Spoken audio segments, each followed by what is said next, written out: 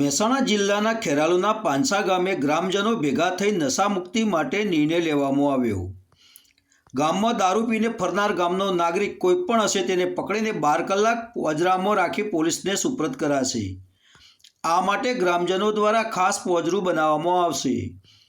ગ્રામસભા દ્વારા નિર્ણય લેવામાં આવ્યો કે દારૂ પીનાર તેમજ દારૂ વેચનાર અને દારૂ બનાવનાર સહિત પર પાબંદી કરવામાં આવી। જો પકડાશે તો કાર્યવાહી કરાશે। ગામમાં યુવાધન દારૂના રવાડે ન ચડે અને યુવાધન બરબાદ થતું અટકે તે હેતુસર ગ્રામજનો દ્વારા આ ઐતિહાસિક નિર્ણય લેવામાં આવ્યો છે। શું કહેશો વિનુભાઈ, આજે પાંસા ગામે જે નશાબંધી માટે નિર્ણય કરાયો?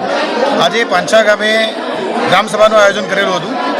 સરપંચશ્રી અને બધા સભ્યો દ્વારા ગામમાં જાહેરાત કરી અને તમામ સમાજના યુવાનો અને વડીલો આજે રાત્રે ભેગા થઈ અને ખાસ દારૂબંધી અને વ્યસન મુક્તિ માટેની ચર્ચા કરવા માટે ભેગા થયા હતા।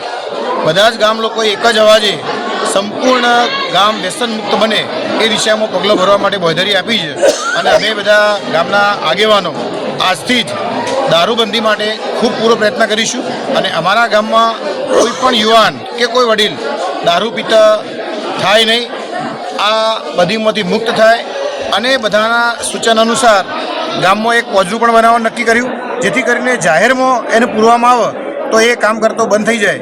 એટલે બધા ગામ લોકોના સહકારથી આજે ગામને વ્યસન મુક્ત કરવા માટે અને એમાં ખાસ કરીને દારૂબંધી માટે એકજૂટ થઈ અને બધાએ નિર્ણય કર્યો છે।